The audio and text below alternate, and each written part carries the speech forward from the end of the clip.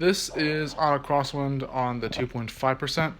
This video of 2 so far will be about why I liked, if even adored, Pikachu and SpongeBob.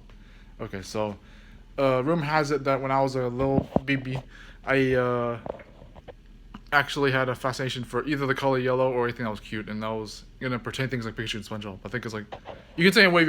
Also, there's a thing about like maybe how how Nintendo and Nickelodeon have handled their franchises. I can imagine that you guys are gonna say something like that either Pokemon and SpongeBob SquarePants have become formulaic or even too business savvy or whatever. Even that can be said about Nintendo, honestly, not just Nickelodeon. Like it's actually a very unfortunate thing, but. I would actually like to make a video about that, by the way. I'd like to make a video about positive and underrated things about those companies, including ones like Sony, and by golly, not just Sony or some other underrated companies or even overlooked companies, but I even wanted a debacle. I'll get to the topic in a second, but like I wanted a debacle in defense videos for companies like Electronic Arts and the Autism Speaks, because Autism Speaks and EA get a lot of flack for like their controversies and their horrors and all that, and even people from the autism spectrum disorder community will try to battle them on that a lot. People with both neurotypicals and autistic people alike will try to debacle Autism Speaks, and many gamers and many critiquers and content creators will try to debacle Electronic Arts, and even article writers they'll try to debacle EA. So if I ever make a video defending either Electronic Arts or Autism Speaks, please don't get mad at me. It's just me trying to embrace the controversial stuff I know how to talk about, even if it may be controversial, like a controversy. But yeah. Anyways, back to Pikachu and SpongeBob. So they were cute, and they were very optimistic, inspiring. I think with Pokemon, it was more like you had to, because there's always obviously the animal influence of that, like the animal love, and the person who created that actually ties to my off-topic just earlier, a few seconds ago, because the creator of Pokemon was actually an autistic person, so he actually, once again, bringing these topics up over and over about my personal details, but too private.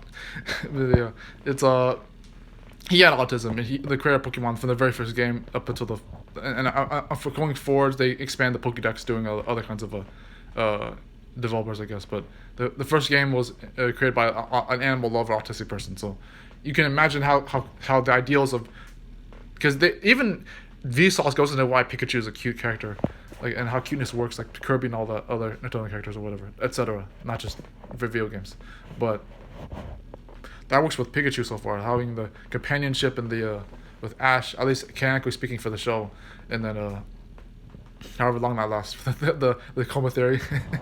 But yeah, Pikachu is cute. No homo. Oh jeez. But I would imagine that positivity is coming into all of these things. With SpongeBob, there is a lot to be invigorated for. Like the very first SpongeBob episode being where my favorite scene of the episode actually is when Patrick talks to him for the first time. And that was very euphoric feeling. Like the speech he gives to SpongeBob is like the most genuine thing, even though he's a considerably superior character than SpongeBob by comparison. But if I had to have a side note for both these topics, side non off topic, but I enjoy when they canonically try to tease when Pikachu could have been Raichu.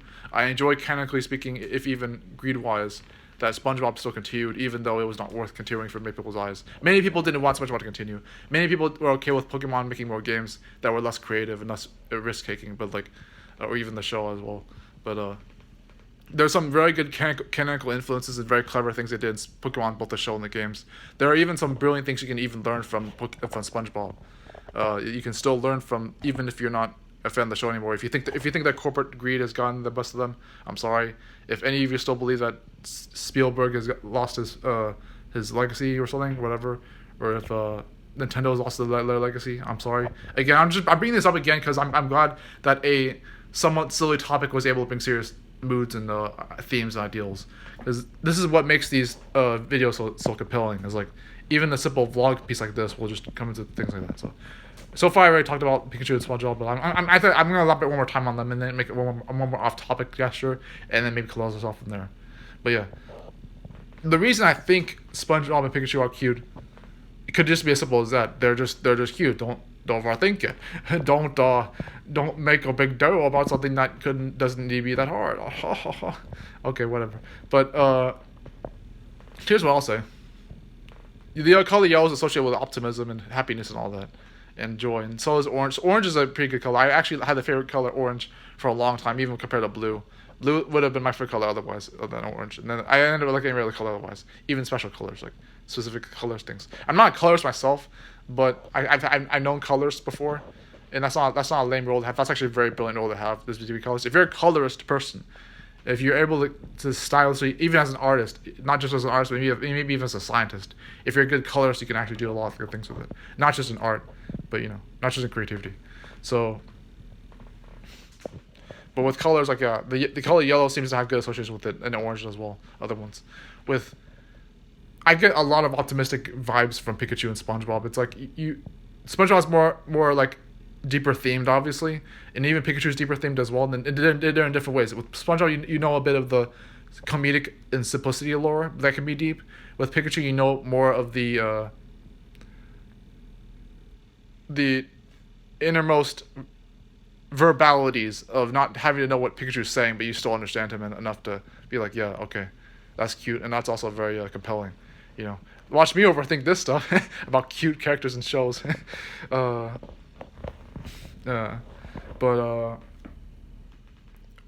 one more off-topic thing I'll say, because the finish off with Pikachu and SpongeBob, I think I would just say that it's not just the roundness of the aesthetic or whatever. That's like I mentioned it's like way too many times in this channel, but it's important to me that there's a lot of good stuff that can come out of that. Oh, hold on, I'm adding like to this. Oops. Okay. But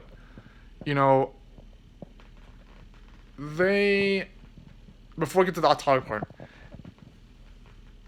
it's nice to have that kind of a positive upbringing growing up, to have that kind of influence to things I just happen to encounter and enjoy. Because if I didn't, I mentioned it in the video that's going to come next Thursday, the very first of the upload of that day, content creation. It's going to expand a bit on a vague yet understandable way of how I've been back and forth between privileged and disadvantaged over and over. Not too constantly, but So when I have these instances where I have these little simple joys, maybe even somber joys, they're very significant. They're just like, they happen to. So yeah, a yellow Pikachu, yellow SpongeBob. They're just. However, I'm expanding on that lately without being too specific, but still saying things about them. Okay. Let's just get into the. I can get into the off-topic part and do maybe one more Pikachu and SpongeBob description. Off-topic, there would be character design. I'll say this at random. I never liked sketching. The sketching that isn't just like drawing something on a whim, but I'd rather having figures. So when drawing Pikachu or SpongeBob, I can imagine if I probably practiced this before already, at least with Mario and Goku, as well maybe other middle schoolers getting those books, or even elementary schoolers. Jesus, I didn't get all of those books comparatively, but I did get one or two or a few of them. So if I've ever drawn Pikachu or SpongeBob before, then yeah, just drawing the figures geometrically can be a bit of a piss off because I don't always see it that way, but that's just me. So let's go back into the Pikachu and SpongeBob all of a sudden, and I will say that Pikachu's incomprehension reminds me of myself sometimes. That's actually a good thing that I know. Not always a bad way, but even the bad can be good sometimes. So the incomprehension of Pikachu not knowing what he's saying. This is what made Pokemon RPG so interesting. It's like not just the games, even the show. The show was pretty interesting. I actually want to go back and watch the show, but and maybe Pokemon Ranger if they have one. But they had a movie with Pokemon Rangers in it, and they had I don't know if they have any for Pokemon Rumble, any like canonical or filler episodes for that. And then Pokemon, they did have a third game for the Coliseum XD franchise. They had like the Battle Frontier, so if they had a show about that or a filler about that, then yeah. But and I liked many of the SpongeBob games. I did, and even many of the SpongeBob specials as well. They have their own pros and cons at that point, both Nintendo and Nickelodeon, or SpongeBob and Pikachu or whatever.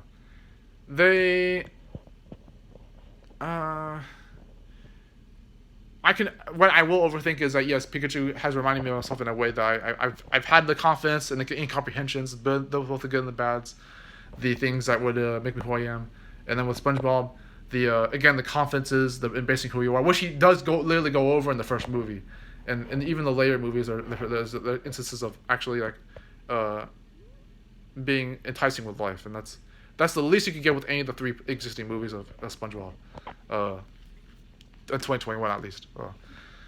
Paramount Plus has the latest movie, but yeah, and they keep making movies for Pokemon, but they're not too formulaic. I mean, I wouldn't think of Pokemon or SpongeBob SquarePants being too formulaic, honestly. At least not like Cody Look and America's Ladybug. Oops, sorry, French. Formulaic French. I'm going to hell. No, but yeah, just I love those shows anyways. I love Code Lyrical and America's Ladybug, by the way. But yeah, all these mainstream shows I'm talking about so far, Jesus, and talking about ones within other videos, and straight off of the end, that those 2 animes alone.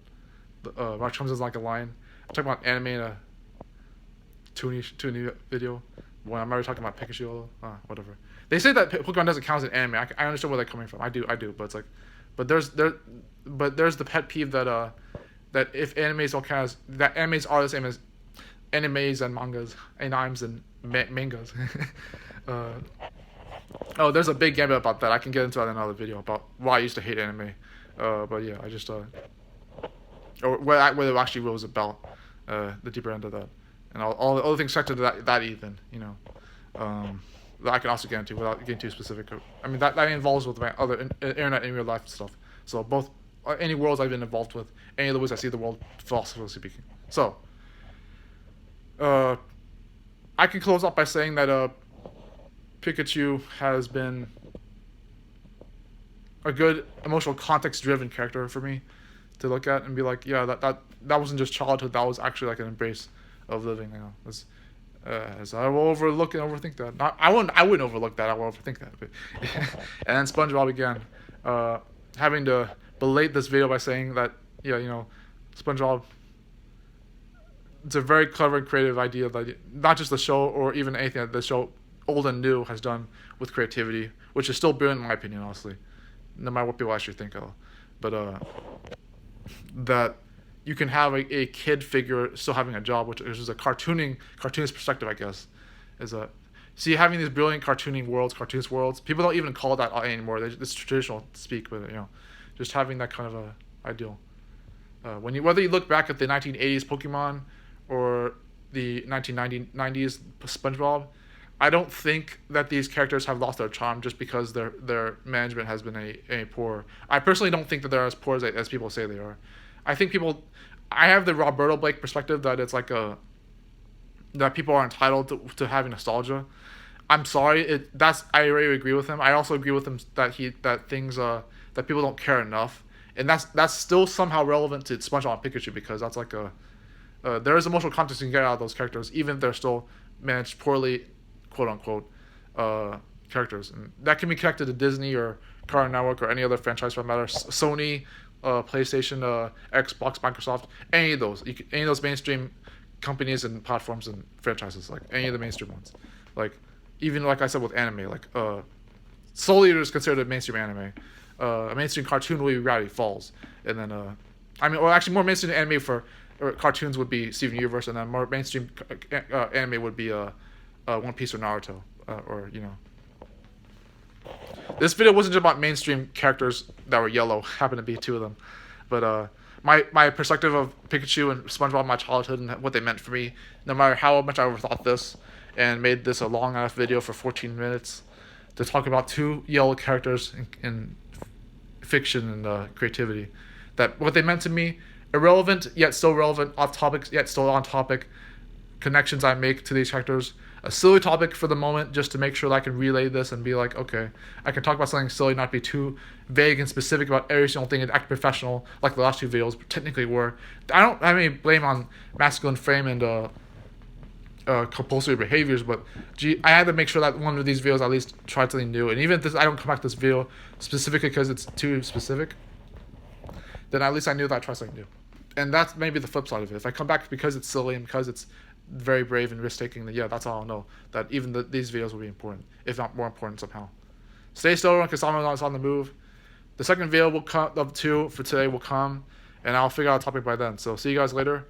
I hope you guys watch the 4 videos on Thursday, by the way, in addition to the 2 content creations, the raw ones by then as well. So yeah, see you guys.